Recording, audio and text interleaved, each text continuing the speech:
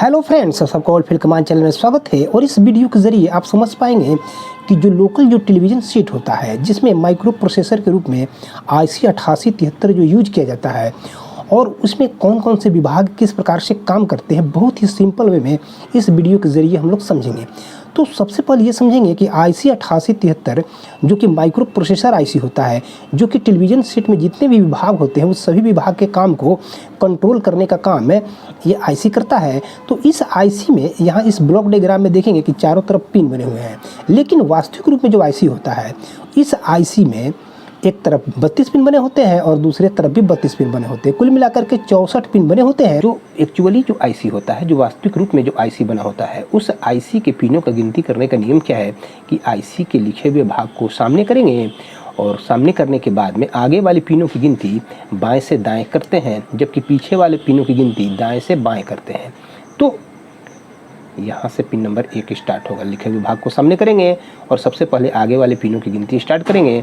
तो इसको कैसे बाएं से दाएं करते हैं, यानी कि लेफ्ट साइड से लेकर के राइट साइड की तरफ जाएंगे। तो यहाँ से पिन नंबर 1 2 3 4 5 6 7 8 9 10 इस प्रकार से कुल मिलाकर इसमें एक तरफ 32 पिन होते हैं और 32 के बाद ऊपर चले जाएंगे 33 होते हुए ऐसे होते हुए कुल मिलाकर के यहाँ 64 पिन जो है आपको मिलेंगे। IC के पिनों का गिनती करने का दूसरा नियम क्या है कि IC में कटा हुआ भाग होता है, कटे हुए भाग को सामने करने के बाद और लिखे हुए भाग को ऊपर करेंगे। कटे हुए भाग को सामने और लिखे हुए भाग को ऊपर करके IC के पिनों की गिनती घड़ी के उल्टी दिशा में करेंगे, यानी कि एंटी क्लॉकवाइज पिनों की गिनती करेंगे। घड़ी कैसे पढ़ते हैं तो 12 1 2 3 4 5 6 7 8 9 10 11 12 पढ़ते हैं, जबकि इसको एंटी क्लॉकवाइज गिनती करना है। तो IC के कटे हुए भाग को सामने, लिखे हुए भाग को ऊपर करके यहाँ से पिन नंबर 1 स्टार्ट होगा। 1 2 3 4 ऐसे होते हुए कुल मिलाकर 32 पिन और फिर दूसरे तरफ से गिनती स्टार्ट करेंगे यहाँ से। तो 33 34 ऐसे होते हुए कुल मिलाकर के 64 पिन मिलेंगे। सबसे पहले ये समझिए कि इस IC के पिन नंबर 9 और 55 नंबर पिन को 5 वोल्ट की सप्लाई देते हैं। IC तभी काम करता है जब इसको 9 और 55 नंबर पिन को 5 वोल्ट की सप्लाई देते हैं। सप्लाई को देने के लिए इसमें एक पावर सप्लाई बना होता है जिसको बोलते हैं स्विच मोड पावर सप्लाई, यानी कि SMPS। SMPS में 220 वोल्ट AC देते हैं और जब 220 वोल्ट देते हैं तो ये पावर सप्लाई से ग्राउंड 12 वोल्ट 24 वोल्ट 18 वोल्ट और 110 वोल्ट आउट होते निकलते हैं। तो यहाँ देखेंगे कि यह पावर सप्लाई है, यहाँ से लेकर यहाँ तक पावर सप्लाई फैला हुआ है। और इस पावर सप्लाई में यहाँ 220 वोल्ट की AC सप्लाई देने के लिए देखेंगे कि 2 टर्मिनल बने हुए हैं। यहाँ 220 वोल्ट की AC सप्लाई देते हैं और जब 220 वोल्ट की AC सप्लाई देते हैं तो वह AC वोल्ट निम्न मान का, यानी कि लो वोल्ट के रूप में DC जो है यहाँ से आउट होते हैं निकलते हैं बाहर। तो यहाँ से देखेंगे कि यहाँ पर विभिन्न प्रकार के डायोड लगे हुए हैं और डायोड से विभिन्न मान का वोल्ट जो है DC के रूप में आउट होता है निकलता है, ताकि ये माइक्रो प्रोसेसर IC काम करे और टेलीविज़न सेट के अंदर जो विभिन्न विभाग होते हैं वे जो है काम करें। इसके लिए इस पावर सप्लाई का यूज यहाँ किया गया है। तो इस PCB साइड में देखेंगे कि यहाँ 220 वोल्ट AC देते हैं और जो 220 वोल्ट AC देते हैं वो पावर सप्लाई क्या करता है कि 220 वोल्ट AC को विभिन्न मान के DC वोल्ट में, लो वोल्ट के DC वोल्ट में बदलने का काम करता है। और बदल करके यहाँ देखिएगा कि यहाँ पर ग्राउंड, यहाँ से आपको नेगेटिव वोल्ट प्राप्त होगी, जबकि यहाँ से यहाँ डायोड के द्वारा 110 वोल्ट प्राप्त होता है, जबकि यहाँ से एक डायोड के द्वारा 24 वोल्ट, यहाँ एक डायोड के द्वारा 12 वोल्ट और यहाँ एक डायोड के द्वारा 15 से 18 वोल्ट की सप्लाई हमको प्राप्त होती है। और यहाँ से पावर सप्लाई के आउटपुट से निकलने वाले वोल्ट, विभिन्न मान के जो वोल्ट निकलते हैं 12 वोल्ट 24 वोल्ट 18 वोल्ट 110 वोल्ट जो निकलते हैं, ये सभी वोल्ट जो इसके अंदर जो टेलीविज़न सेट में अलग अलग जो विभाग होते हैं उनको आवश्यकता अनुसार वोल्ट दिया जाता है। तो सबसे पहले इस माइक्रो प्रोसेसर IC को काम करने के लिए 12 वोल्ट के लाइन से एक रजिस्टर के द्वारा और एक जीनर के द्वारा 5 वोल्ट बना करके इस IC के पिन नंबर 9 और 55 नंबर पिन को 5 वोल्ट की सप्लाई देते हैं। क्यों? ताकि यह IC काम करे, सही रूप से काम करे, इसके लिए इस IC के 9 और 55 नंबर को सप्लाई देते हैं। इसके बाद क्या होता है कि 24 वोल्ट और 12 वोल्ट की सप्लाई ले जा करके एक स्टैंड बाई सर्किट को देते हैं। स्टैंड बाई सर्किट का काम क्या है कि यह जो है 12 वोल्ट और 24 वोल्ट को आवश्यकता अनुसार घटा करके 8 वोल्ट और 5 वोल्ट आउट करने का काम करता है। लेकिन कब काम करता है? जब यह माइक्रो प्रोसेसर IC अपने पिन नंबर 64 से ऑर्डर दे। इसका पिन नंबर जो 64 होता है, 64 नंबर जो पिन होता है, इस पिन से ऑन ऑफ का ऑर्डर निकलता है, यानी कि टेलीविज़न सेट ऑन रहे या ऑफ रहे, इसका ऑर्डर पिन नंबर 64 से आउट होता है। और 64 से जब ऑर्डर आउट होता है तो भी जो है ये 12 वोल्ट और 24 वोल्ट की सप्लाई को आवश्यकता अनुसार स्टैंड बाई सर्किट में जो ट्रांजिस्टर लगे होते हैं, ट्रांजिस्टर के द्वारा घटा करके 8 वोल्ट और 5 वोल्ट में बदला जाता है। तो यहाँ देखेंगे कि स्टैंड बाई सर्किट के लिए यहाँ 3 ट्रांजिस्टर यूज में लाए गए हैं, जिसमें यह 8 वोल्ट रेगुलेटर ट्रांजिस्टर है, जबकि यह 5 वोल्ट रेगुलेटर ट्रांजिस्टर है, और जबकि यह जो है स्टैंड बाई के लिए ड्राइवर ट्रांजिस्टर है। तो इस आईसी के जो माइक्रो प्रोसेसर आईसी है, इसके पिन नंबर 64 से जो स्टैंड बाई के लिए जो ऑर्डर निकलता है, वो ऑर्डर सबसे पहले इस स्टैंड बाई ड्राइवर ट्रांजिस्टर को दिया जाता है, और स्टैंड बाई ड्राइवर ट्रांजिस्टर उस ऑर्डर को लेकर के ये 8 वोल्ट रेगुलेटर ट्रांजिस्टर को देने का काम करता है। और इस प्रकार से ये स्टैंड बाई सर्किट के द्वारा 8 वोल्ट और 5 वोल्ट जो है आउट होते निकलते हैं। और यहाँ देखेंगे कि यहाँ एक ट्रांजिस्टर टाइप लगा हुआ है, लेकिन ये ट्रांजिस्टर नहीं है, यह 33 वोल्ट का जीनर है। इसमें मात्र 2 ही लेग बने हुए हैं, और ये जो 33 वोल्ट का जीनर है, ये 110 वोल्ट से 33 वोल्ट निर्धारित करने का काम करता है। और यहाँ का 33 वोल्ट आवश्यकता अनुसार जो आरएफ जो ट्यूनर होता है, उस ट्यूनर को जो वेरिएशन टर्मिनल होता है, उसको जो है 0 से 33 वोल्ट देने के लिए ही यहाँ 33 वोल्ट का निर्माण कराया जाता है। तो स्टैंड बाई जो सर्किट होता है, उसके जस्ट बगल में यहाँ जो है 33 वोल्ट का जीनर लगा होता है। कुछ ऐसे भी किट होते हैं जिसमें स्टैंड बाई सर्किट में लगे हुए ट्रांजिस्टर का पोजीशन चेंज हो जाता है। यहाँ देख रहे हैं कि यहाँ जो ट्रांजिस्टर का जो पोजीशन है, यानी कि स्थान है, वो बदल गया है। यहाँ 5 वोल्ट का रेगुलेटर ट्रांजिस्टर लगा हुआ है, जबकि यहाँ 8 वोल्ट का रेगुलेटर ट्रांजिस्टर लगा हुआ है। और जबकि ये जो ट्रांजिस्टर है, यह जो है स्टैंड बाई का ड्राइवर ट्रांजिस्टर है, जो कि माइक्रो प्रोसेसर जो आईसी से जो ऑर्डर निकलता है, उस ऑर्डर को इन दोनों ट्रांजिस्टरों तक भेजने का काम करता है। तो ये 64 नंबर पिन से जो ऑर्डर, जो ऑन और ऑफ का जो ऑर्डर दिया जाता है, ये ऑर्डर तभी जाता है जब इस आईसी को काम करने के लिए 12 वोल्ट के लाइन से रजिस्टर और जीनर के द्वारा जब 5 वोल्ट 9 और 55 को 5 वोल्ट की सप्लाई देते हैं, तभी ये आईसी काम करता है। साथ ही साथ है इस आईसी के पिन नंबर 5 के साथ एक रीसेट सर्किट बना होता है, 5 के साथ रीसेट सर्किट लगा होता है, जो कि आईसी के फंक्शन को रीसेट करने का काम करता है। तो अगर रीसेट में फॉल्ट हो जाता है, रीसेट सर्किट में अगर फॉल्ट हो जाता है, तो भी यह आईसी काम नहीं करेगा, और पिन नंबर 64 से निकलने वाला ऑन ऑफ का जो ऑर्डर निकलता है, ताकि स्टैंड बाई सर्किट आवश्यकता अनुसार 8 वोल्ट 5 वोल्ट आउट करे, तो वह नहीं आउट होगा। कब? जब रीसेट सर्किट में अगर फॉल्ट हो जाता है, तो पिन नंबर 64 से ऑन ऑफ का ऑर्डर आउट नहीं होगा। इसके बाद समझेंगे कि इसके पिन नंबर 6 और 7 के साथ क्रिस्टल लगा होता है। यहाँ का जो सर्किट होता है, इसको हम लोग VCO बोलते हैं, वोल्टेज कंट्रोल ऑसिलेटर सर्किट बोलते हैं। यहाँ जो है क्रिस्टल के द्वारा एक विशेष मान का फ्रीक्वेंसी का निर्माण किया जाता है, वो फ्रीक्वेंसी इसी के अंदर बने हुए विभाग को काम करने के लिए दिया जाता है। तो अगर इस VCO सर्किट में अगर फॉल्ट हो जाएगा, तो उस स्थिति में यह आईसी काम नहीं करेगा, का जो ऑर्डर जो निकलता है वो नहीं निकलेगा। तो उस स्थिति में 8 वोल्ट 5 वोल्ट निकलना बंद हो जाएगा, तो आईसी के बहुत सारे सेक्शन जो है काम करना बंद कर देते हैं। इसके बाद देखेंगे कि इस आईसी के पिन नंबर 57 और 58 के साथ मेमोरी आईसी लगा होता है, जो कि एक प्रकार का ब्रेन आईसी होता है, दिमाग आईसी होता है।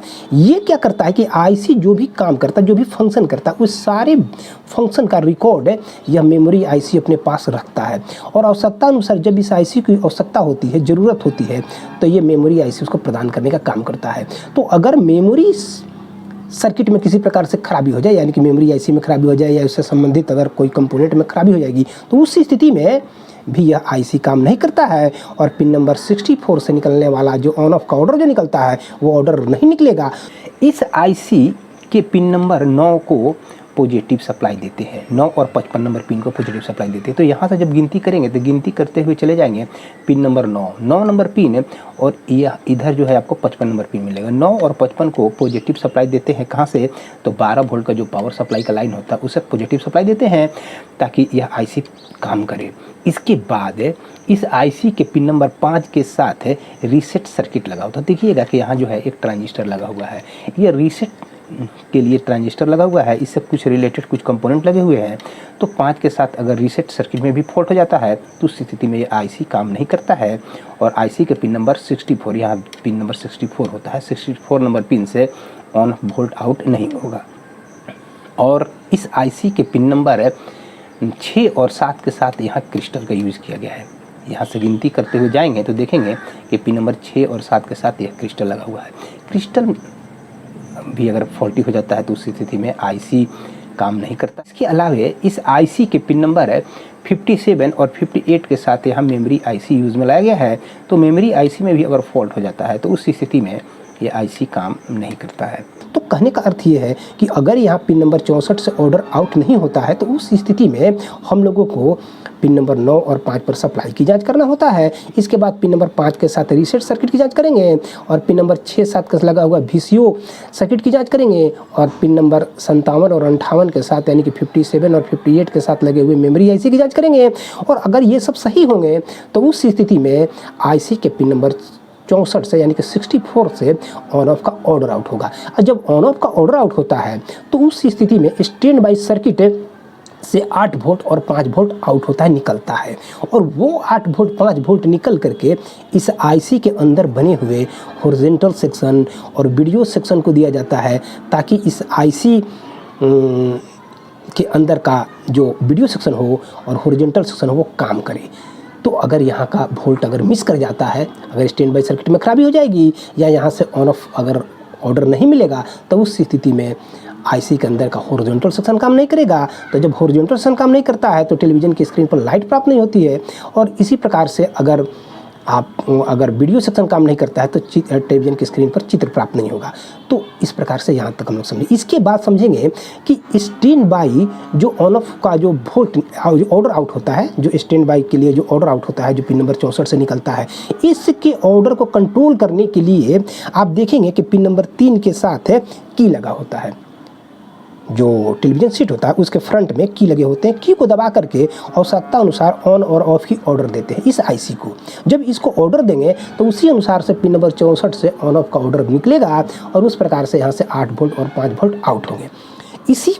ठीक इसी तरीके से पिन नंबर 63 यानी कि 63 नंबर पिन के साथ एक सेंसर लगा होता है और सेंसर रिमोट के द्वारा जो भी ऑन और ऑफ की जो सूचना देंगे या ऑन ऑफ की सूचना दे या वॉल्यूम प्लस माइनस की जो है अगर की दबाएंगे या जिस प्रकार से रिमोट के द्वारा जो है फंक्शन जो है सेलेक्ट करेंगे उसी तरीके से रिमोट की जो भी फंक्शन सेलेक्ट करते हैं तो उसका सूचना ऐसे होते हुए इस आईसी के माइक्रो प्रोसेसर आईसी के पिन नंबर 63 को चला जाता है, 63 नंबर पिन को चला जाता है। और उसी प्रकार से अगर ऑन ऑफ का ऑर्डर देंगे इसको रिमोट के द्वारा तो सेंसर वो ऑर्डर को लेकर के इसके पिन नंबर 63 को देगा और 64 नंबर पिन से स्टैंड बाई का ऑर्डर आउट होता है। अगर ऑन का ऑर्डर आउट होगा तो यहाँ से 8 वोल्ट 5 वोल्ट निकलेंगे और अगर 64 नंबर पिन से ऑफ का ऑर्डर निकलेगा तो यहाँ से 8 वोल्ट 5 वोल्ट आउट नहीं होंगे, नहीं निकलेंगे। टेलीविज़न सेट को आरएफ पर ऑपरेट कराने के लिए यानी कि आरएफ पर चलाने के लिए आरएफ ट्यूनर यूज़ में लाते हैं।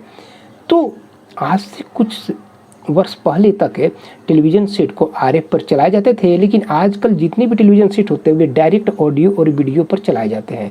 यानी कि एक पॉइंट को ऑडियो देते हैं और एक पॉइंट को वीडियो देते हैं। तो ऑडियो और वीडियो देते हैं और टेलीविज़न सेट जो है चलना स्टार्ट हो जाता है। तो अगर टेलीविज़न सेट को ऑडियो और वीडियो पर चलाना हो तो इस आरएफ ट्यूनर से कोई मतलब नहीं है। आरएफ ट्यूनर रहे या नहीं रहे उससे कोई फर्क पड़ने वाला नहीं है। तो अगर टेलीविज़न सेट को आप आरएफ पर चलाना चाहते हैं तो यहाँ पर आरएफ देते हैं यानी कि रेडियो फ्रीक्वेंसी यहाँ प्रदान करते हैं।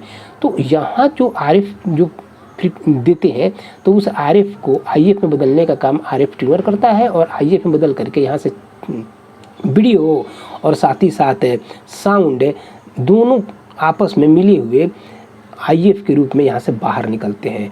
और वीडियो और साउंड को एम्पलीफाई करने के लिए, मजबूत करने के लिए आगे चल करके VIF प्री एम्पलीफायर लगा होता है जिसमें ट्रांजिस्टर मुख्य रूप से लगाया जाता है और ट्रांजिस्टर के द्वारा एम्पलीफाई करते हुए वही ऑडियो और साउंड वीडियो और साउंड सिग्नल साफ फिल्टर को चले जाते हैं और साफ फिल्टर साउंड और वीडियो को फिल्ट्रेशन करने का काम करता है और फिल्ट्रेशन करने के बाद वही और साउंड और वीडियो सिग्नल आईसी के पिन नंबर 41 और 42 को दिए जाते हैं। लेकिन जो यहाँ पर जो ट्यूनर को आरएफ जो देते हैं तो उस आरएफ का कभी गेन हाई और कभी लो होता है। यानी कि उसका आरएफ का जो सिग्नल होता है, फ्रीक्वेंसी होता है, उसका जो है लेवल कभी हाई और कभी लो होते रहता है। यानी कि सिग्नल कभी ज़्यादा शक्तिशाली आ जाता है, कभी कम शक्तिशाली आता है। तो अगर सिग्नल अगर ज़्यादा शक्तिशाली अगर आरएफ यहाँ पर पहुँचे तो उसके लिए उसके शक्ति को कंट्रोल करने के लिए एजीसी वोल्ट देते हैं इस ट्यूनर को। तो वो एजीसी वोल्ट कहाँ से आउट होता है, तो इस माइक्रो प्रोसेसर आईसी के पिन नंबर 43 से एजीसी वोल्ट आउट होता है, निकाला जाता है।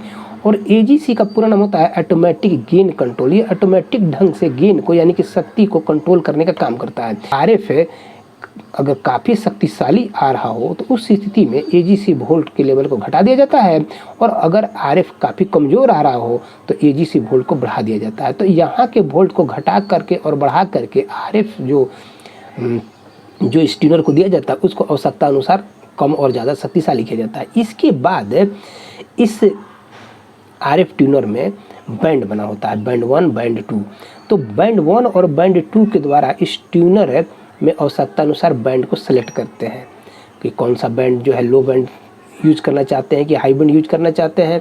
तो लो बैंड और हाई बैंड के लिए देखेंगे कि पिन नंबर 1 और 2 से बैंड वोल्ट निकलता है। कहाँ से, तो इसके 8873 जो आईसी होता है वहाँ से बैंड 2 के लिए पिन नंबर 2 से वोल्ट निकाला जाता है, और बैंड 1 के लिए पिन नंबर 1 से वोल्ट निकाला जाता है। और उसी अनुसार से क्योंकि अलग अलग चैनल्स को अलग अलग बैंड के रूप में बांट दिए जाते हैं, तो कौन से बैंड में कौन सा चैनल को देखना है उसके लिए बैंड 1 और बैंड 2 होता है। इसके बाद हम लोग देखेंगे कि एक होता है VT। VT का मतलब है वेरिएशन टर्मिनल।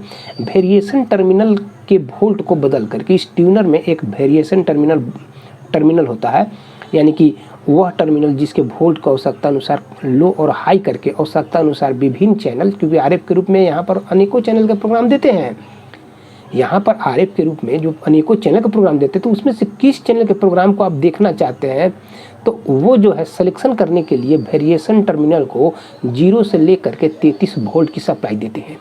तो वो 0 से 33 वोल्ट की सप्लाई देने के लिए क्या होता है कि 8873 के पिन नंबर 60 यानी कि 60 नंबर पिन से वेरिएशन टर्मिनल के लिए वोल्ट निकलता है, और वो वोल्ट निकल करके आगे चल करके यहाँ एक ट्रांजिस्टर लगा होता है और 33 वोल्ट का जीनर लगाया जाता है।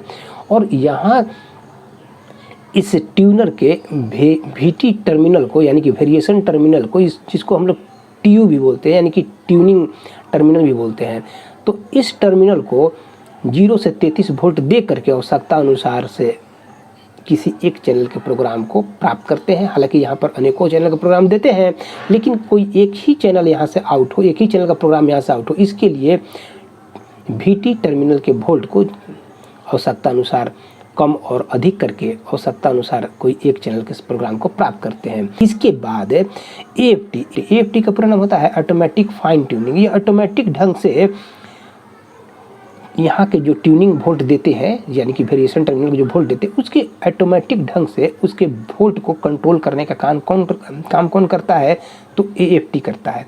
AFT पिन नंबर 59 से AFT वोल्ट दिया जाता है, और AFT जब ट्यूनर को वोल्ट देते हैं तो ऑटोमेटिक ढंग से वो ट्यूनिंग को कंट्रोल किया जाता है।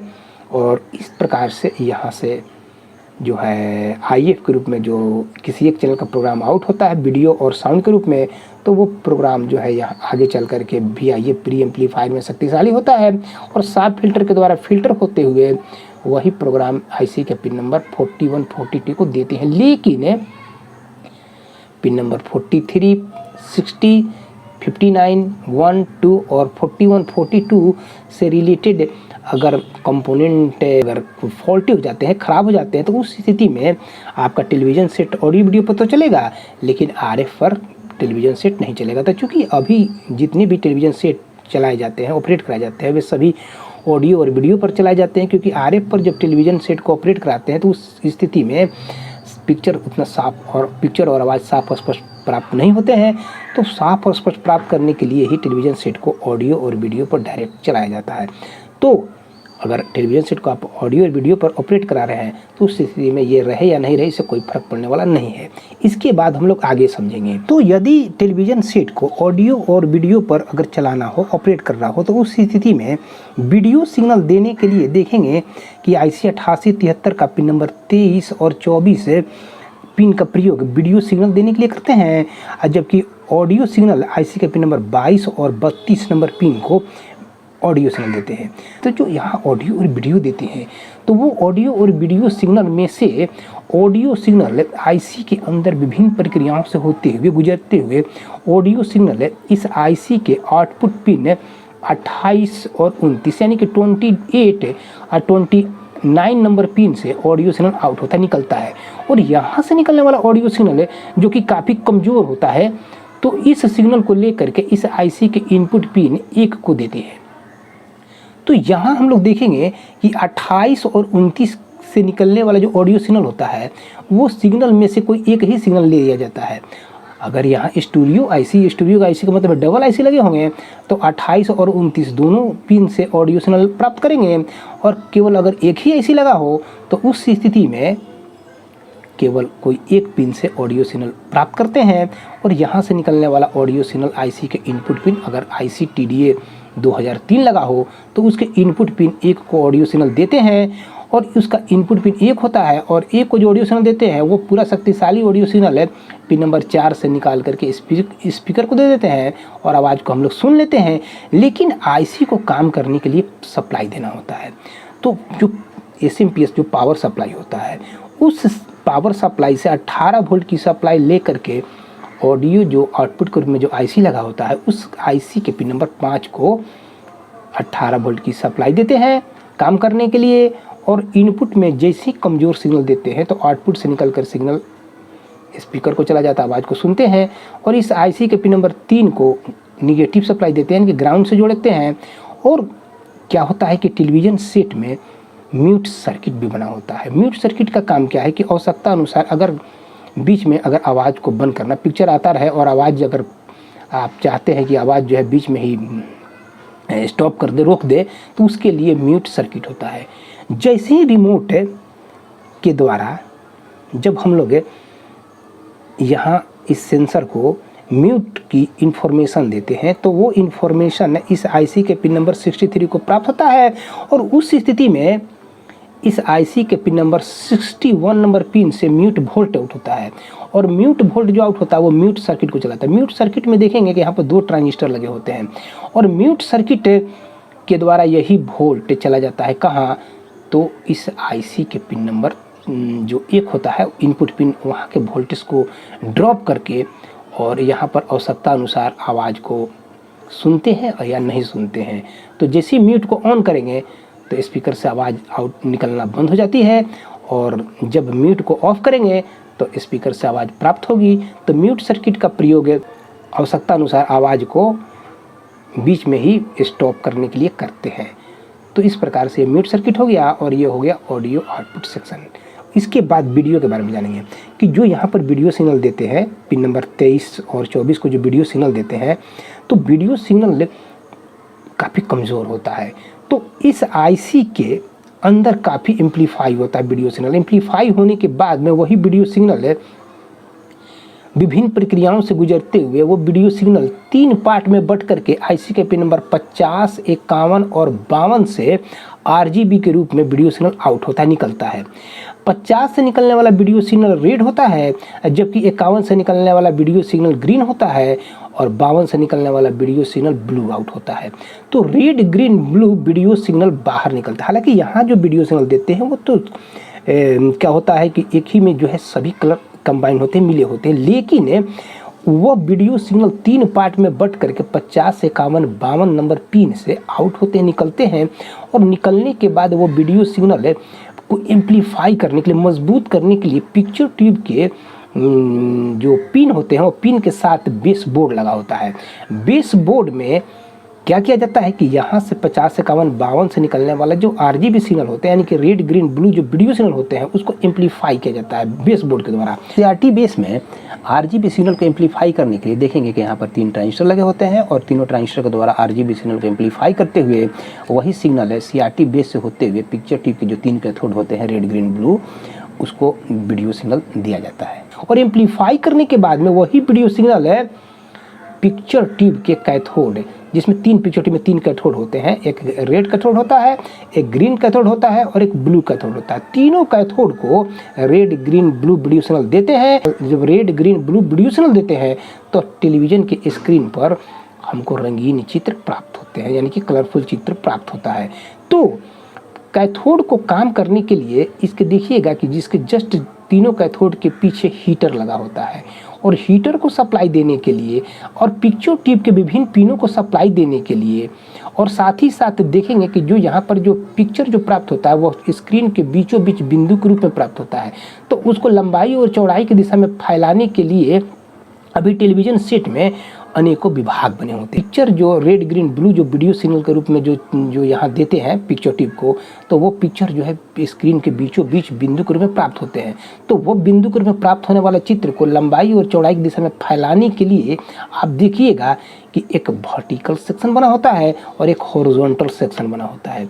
वर्टिकल सेक्शन का काम क्या है कि ये पिक्चर ट्यूब के गर्दन पर एक विशेष प्रकार का मैग्नेटिक फील्ड बनाता है, और एक ऐसा फील्ड बनाता है ताकि यहाँ पर जो पिक्चर ट्यूब के बीचों बीच प्राप्त होने वाला जो चित्र होते हैं, रंगीन जो चित्र प्राप्त होते हैं, उसको लंबाई की दिशा में फैलाने का काम करता है। तो यह वर्टिकल, इसके लिए क्या होता है कि पिक्चर ट्यूब के गर्दन पर डिफ्लेक्शन ये कॉइल होता है, वर्टिकल डिफ्लेक्शन ये कॉइल लगा होता है, और वर्टिकल सेक्शन के रूप में यहाँ पर एक आईसी प्रयोग में लिया जाता है जिसका नंबर होता है LA78040। और इस किट में वर्टिकल सेक्शन के लिए यहाँ से लेकर यहाँ तक विभाग बना होता है, और इस विभाग में देखेंगे हम लोग कि यहाँ पर IC 78040 यूज में लाया जाता है, और इस IC से निकलने वाला सिग्नल को यह शक्तिशाली करता है, मजबूत करता है। मजबूत करने के बाद में वही सिग्नल इस टर्मिनल को दे दिया जाता है, और टर्मिनल से होते हुए यही सिग्नल वर्टिकल डिफ्लेक्शन ये कॉइल को दिया जाता है। 8873 के पिन नंबर 16 से 50 हर्ट्ज का वर्टिकल फ्रीक्वेंसी आउट किया जाता है, निकाला जाता है, और वो फ्रीक्वेंसी लेकर के सीधे LA78040 जो IC होता है उसके इनपुट पिन नंबर 1 को वर्टिकल फ्रीक्वेंसी जो कि 50 हर्ट्ज का वर्टिकल फ्रीक्वेंसी होता है वो देते हैं। और जब देते हैं तो ये IC जो है उस सिग्नल को पूरा एम्पलीफाई करता है, मजबूत करता है। इस IC में कुल मिलाकर के 7 पिन बने होते हैं।